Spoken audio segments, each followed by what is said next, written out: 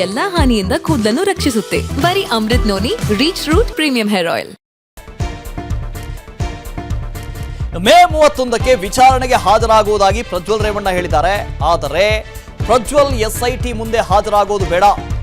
Judge ಎದುರು ಹಾಜರಾದರೆ ಪ್ರಜ್ವಲ್ಗೆ ನ್ಯಾಯಾಂಗ ಬಂಧನ ಎದುರಾಗುತ್ತೆ. ಶನಿವಾರ ಭಾನುವಾರ ನ್ಯಾಯಾಂಗ ಬಂಧನದಲ್ಲಿ ಇರಬೇಕು. ಸೋಮವಾರ ಕೋರ್ಟ್ ಮುಂದೆ ಜಾಮೀನು ಕೋರಿ ಅರ್ಜಿ ಸಲ್ಲಿಕೆ ಮಾಡಬಹುದು.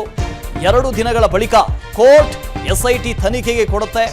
ಅದೇ ಸಮಯದಲ್ಲಿ ಕೋರ್ಟ್ಗೆ ಜಾಮೀನು ಕೋರಿ ಅರ್ಜಿ ಹಾಕೋಣ. ಆಗ ಕೋರ್ಟ್ನಲ್ಲಿ ಜಾಮೀನು ಅರ್ಜಿ ಸಹ ವಿಚಾರಣೆ ನಡೆಯುತ್ತೆ.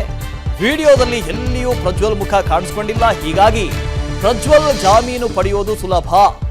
ಹೆಚ್ಚು ದಿನ ಜೈಲಿನಲ್ಲಿ ಇರದಂತೆ ಜಾಮೀನು ಪಡೆಯಬಹುದು.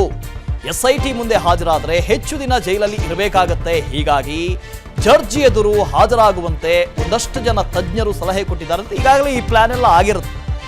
ಎಲ್ಲ ಪ್ಲಾನು ಮೊದಲೇ ಆಗಿರುತ್ತೆ. ಏನೆಲ್ಲ ಮಾಡ್ಬೋದು, ಏನೆಲ್ಲ ಸಾಧ್ಯತೆಗಳಿದ್ದಾವೆ, ಇದರ ಬಗ್ಗೆ ಪ್ಲಾನಿಂಗ್ಸ್ ಆಗಿರ್ತವೆ. ಎಲ್ಲ ಸಲಹೆಗಳನ್ನು ಒಂದಷ್ಟು ಜನ ತಜ್ಞರು ಕೊಟ್ಟಿದ್ದಾರಂತೆ. ನೋಡೋಣ, ಮಾರುತಿ ಪಾವಗಡ ಇದ್ರ ಬಗ್ಗೆ ಹೆಚ್ಚಿನ ಡೀಟೇಲ್ಸ್ ಅನ್ನು ಕೊಡ್ತಾ ಹೋಗ್ತಾರೆ.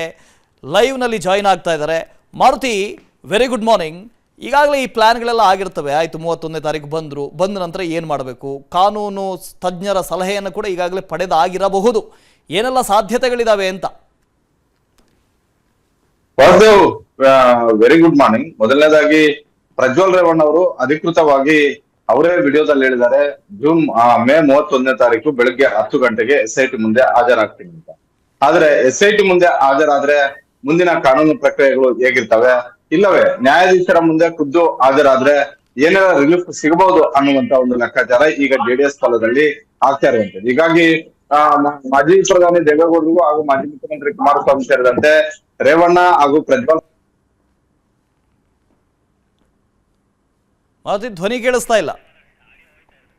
ಓಕೆ ಮಾರುತಿ, ಮತ್ತೆ ನಿಮ್ಮನ್ನು ಮಾತಾಡಿಸ್ತೀನಿ. ನೋಡಿ, ಈಗಾಗಲೇ ಒಂದಷ್ಟು ಆಯ್ಕೆಗಳಿದ್ದಾವೆ. ಓಕೆ ಮಾರುತಿ, ಮಾತಾಡಿ, ಕೇಳಿಸ್ತಾ ಇದೆ. ವಾಸು, ನೇರವಾಗಿ ನ್ಯಾಯಾಧೀಶರ ಮುಂದೆ ಹಾಜರಾಗಿದ್ದೆ ಆದ್ರೆ ಶುಕ್ರವಾರ ಆಗಿರೋದ್ರಿಂದ ಶನಿವಾರ ಕೋರ್ಟ್ ಇರೋದಿಲ್ಲ, ಭಾನುವಾರ ಕೋರ್ಟ್ ಇರೋದಿಲ್ಲ. 2 ದಿನಗಳ ಕಾಲ ನ್ಯಾಯಾಂಗ ಬಂಧನಕ್ಕೆ ಕೋರ್ಟ್ ನ್ಯಾಯಾಧೀಶರು ಕೊಡುವಂತಹ ಒಂದು ಸಾಧ್ಯತೆ ಇರುತ್ತೆ.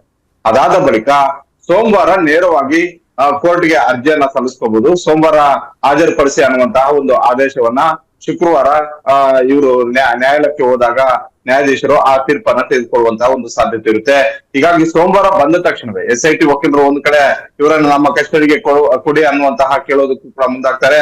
ನನ್ನ ಜೀವನದಲ್ಲಿ ನಾನು ಮಾತ್ರವಲ್ಲ, ನನ್ನ ಕೂದಲು ಕೂಡ ಆಗಿರ್ಬೇಕು ಸ್ಟ್ರಾಂಗ್ ಅಂಡ್ ಸ್ಟೈಲಿಶ್. ಬರೀ Amrut noni reach root premium hair oil ನೊಂದಿಗೆ.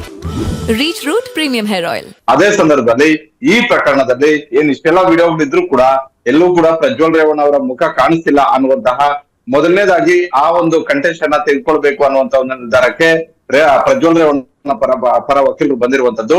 ಪ್ರಜ್ವಲ್ ರೇವಣ್ಣ ಪರ ವಕೀಲರು ಕೊಟ್ಟಿರುವಂತಹ ಒಂದು ಸಲಹೆ ಏನು ಅಂತ ಹೇಳಿದ್ರೆ, ನೀವು SIT ಮುಂದೆ ನೇರವಾಗಿ ಹೋಗೋದಕ್ಕಿಂತ ಕೂಡ ನ್ಯಾಯಾಧೀಶರ ಮುಂದೆ ಹೋಗಿದ್ದೆ ಆದ್ರೆ ಬಹುತೇಕ ರಿಲೀಫ್ ಸಿಗುವಂತಹ ಒಂದು ಸಾಧ್ಯತೆ ಇರುತ್ತೆ. 2 ದಿನಗಳ ಕಾಲ ನೀವು ಜೈಲಲ್ಲಿ ಇದ್ದಿದ್ದೆ ಆದ್ರೆ ಸೋಮವಾರ ಬಹುತೇಕ ಜಾಮೀನಿನ ಅರ್ಜಿಯ ಮೇಲೆ ಅಂತಿಮವಾದಂತ ಒಂದು ತೀರ್ಪು ಬರುವಂತ ಒಂದು ಸಾಧ್ಯತೆ ಇರುತ್ತೆ.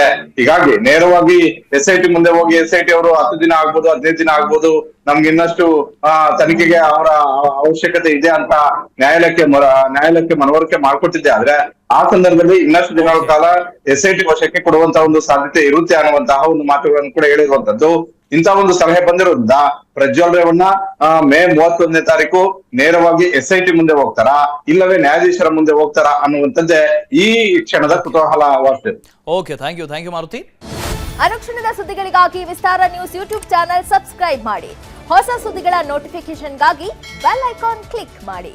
ಲೇಟೆಸ್ಟ್ ಅಪ್ಡೇಟ್ಸ್ಗಾಗಿ www.vistaranews.com ವೆಬ್ಸೈಟ್ಗೆ ವಿಸಿಟ್ ಮಾಡಿ. ಅಂಗೈಯಲ್ಲೇ ಜಗತ್ತಿನ ಸುದ್ದಿ ತಿಳಿಯಲು Vistara news Kannada app download ಮಾಡಿ.